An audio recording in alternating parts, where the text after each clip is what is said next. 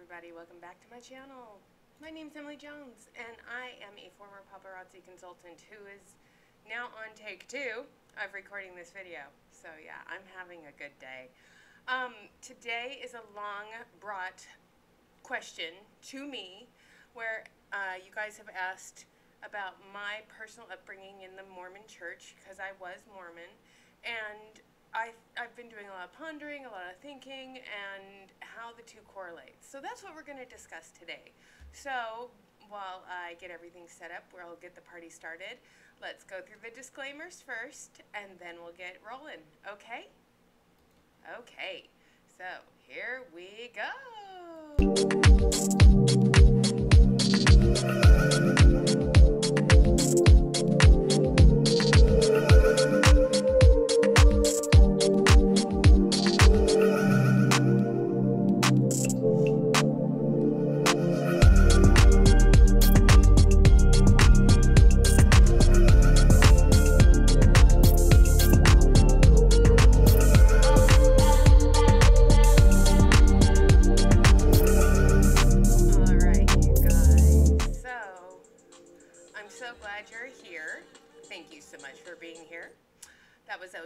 It's an absolute song that I got for reaching 1,000 subscribers from YouTube, so thank you, YouTube, for that.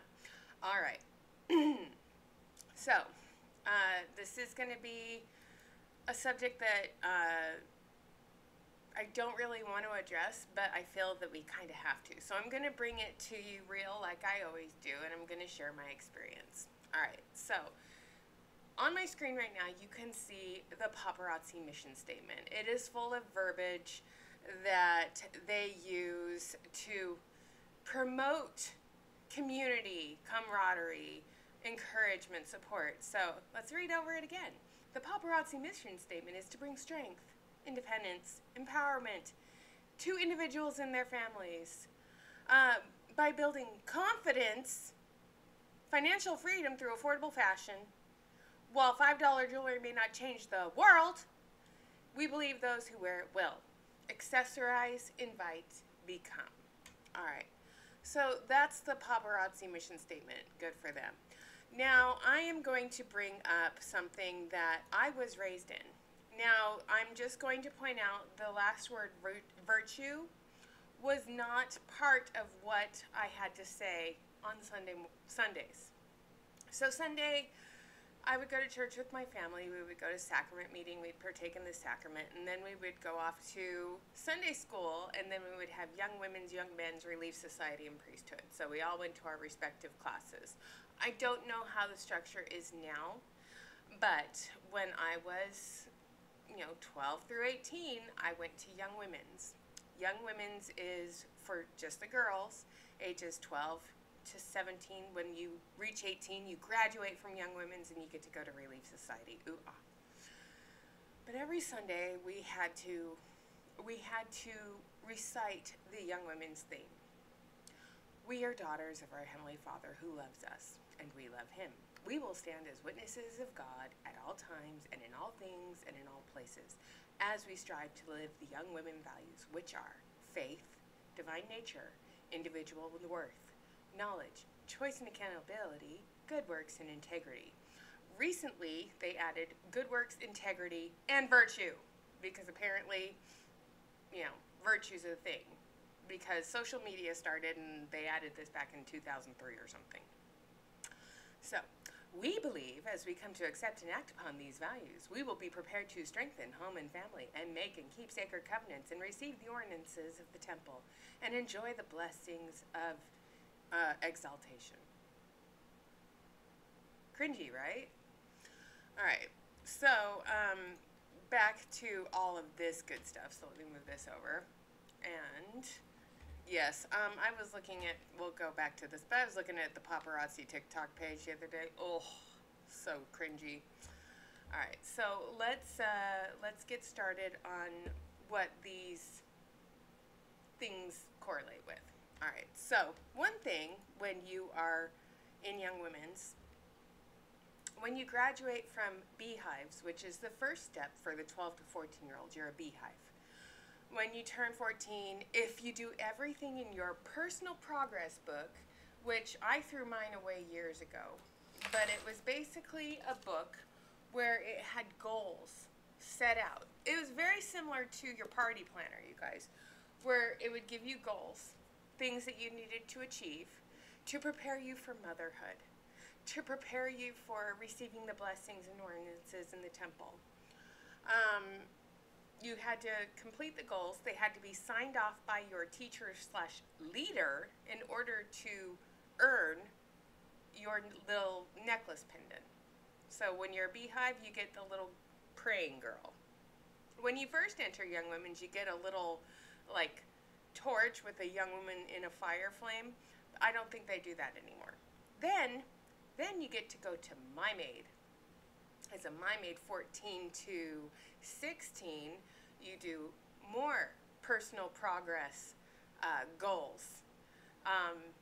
Most of them are like service projects, learning skills, doing things for others without payment.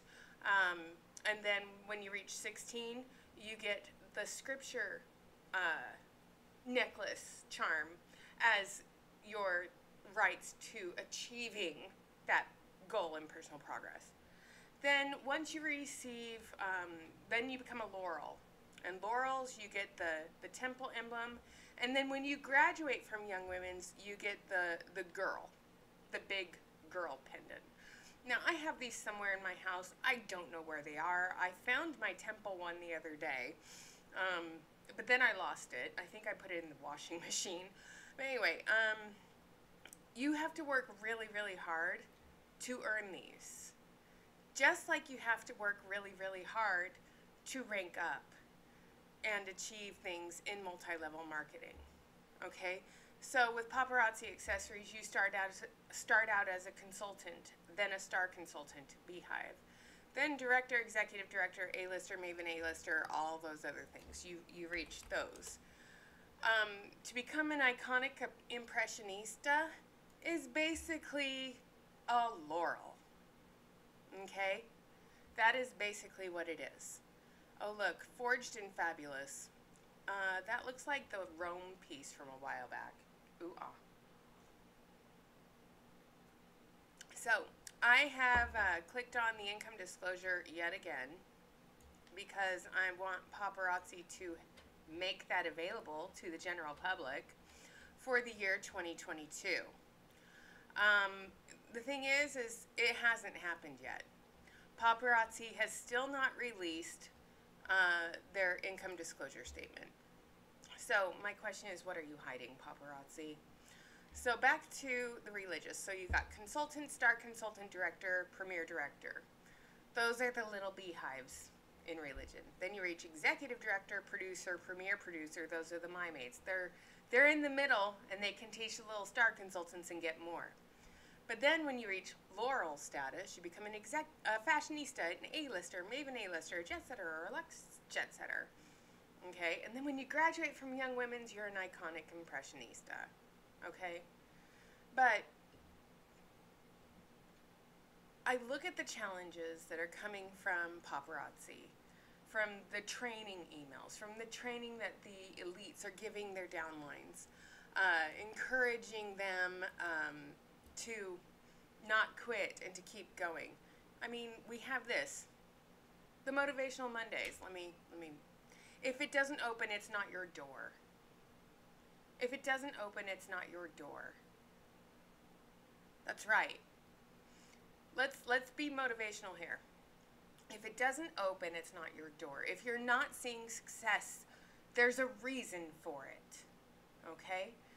But all of these hoo-ha-y, kumbaya-y, fortune cookie affirmations to change your mindset, to keep you motivated, to keep you going so you don't quit is wrong.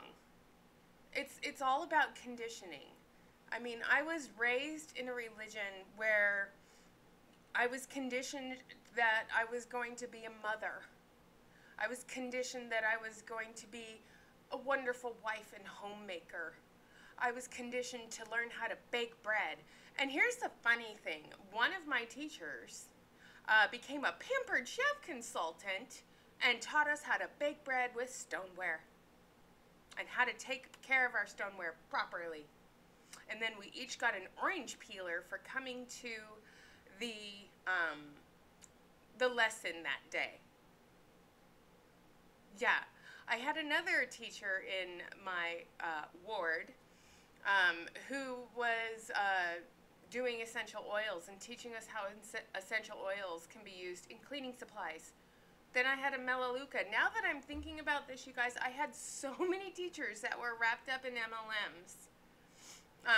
And they were like, I make money from home. This is what I do. And then I teach you guys.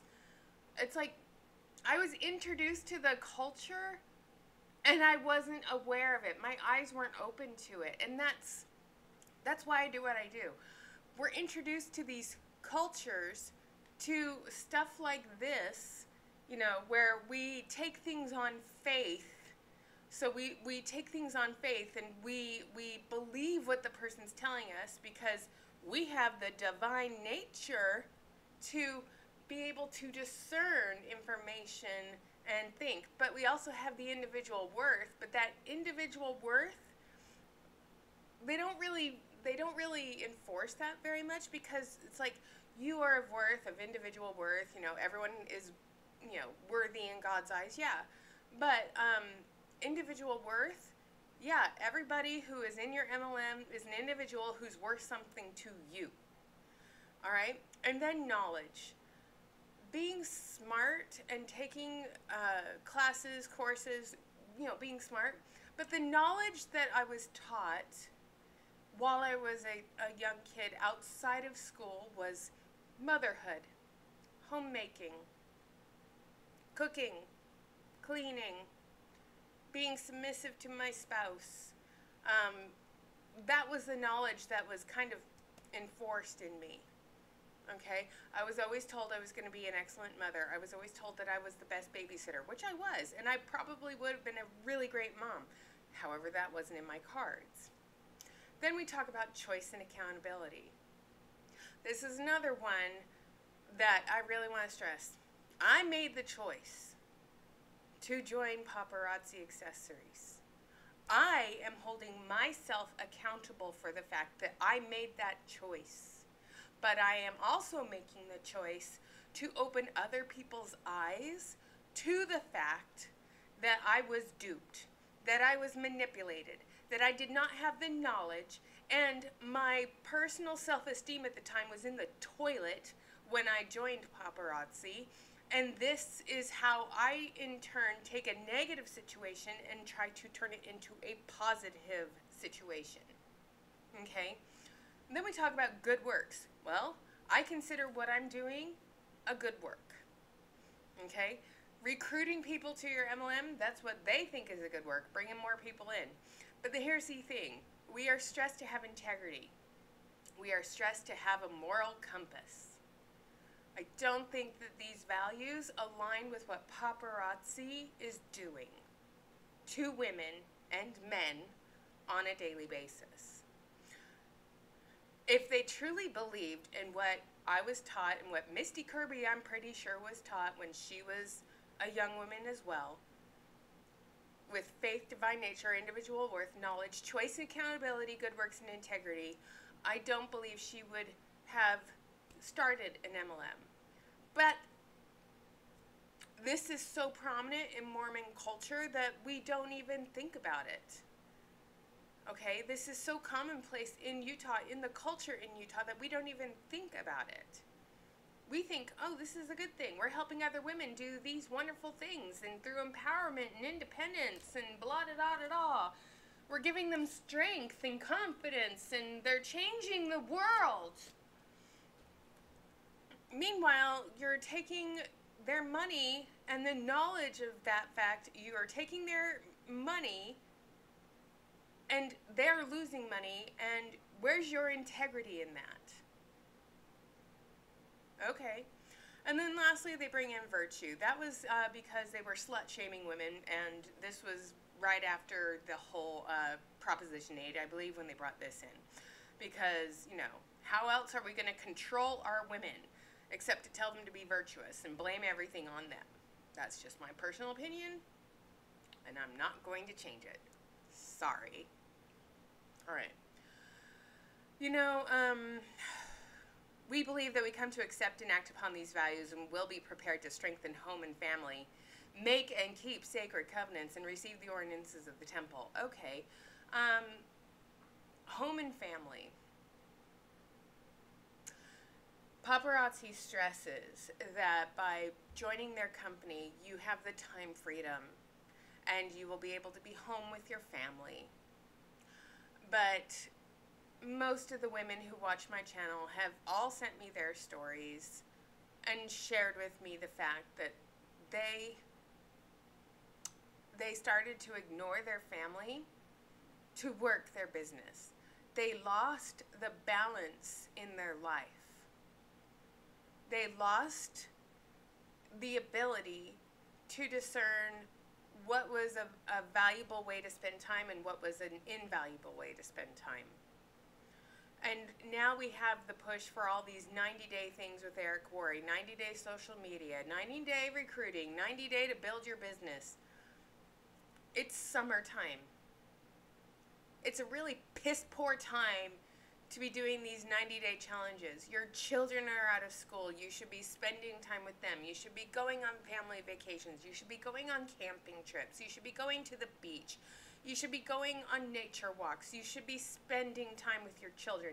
You shouldn't be worrying about how you're going to get to convention next month. You shouldn't be worrying about how many pieces of jewelry you're going to sell that day. You should not be worried about new releases when they drop at 12 noon every day, Monday through Friday. You shouldn't be worrying about who are you going to recruit this week because you have a goal to recruit one person a week. But this is what they're doing. They're giving you a directive, a command, a call to action to build your business. You have a choice. You have a choice. Okay? Integrity. You're born with it. You can destroy it. Being dependable. You can prove that you're dependable. Trust. It takes years to build that up. It takes seconds to destroy it. I lost trust in myself when I was part of this company. I lost trust in what I was thinking. I lost trust in what I was doing.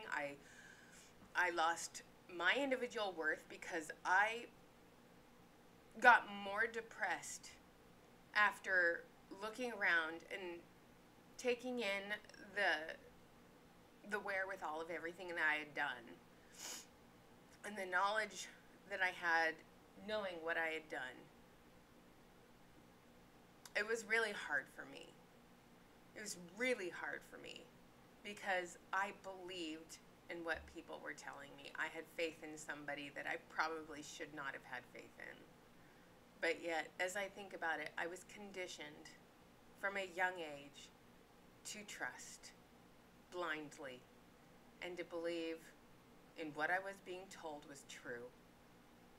And when you do look outside and do your homework and gain knowledge through other logical ways of thinking, and to think for yourself and not think we're, doing your homework on the assignments and the resources that you're given. When you actually go outside of those resources and you find somebody like me who is sharing their experience,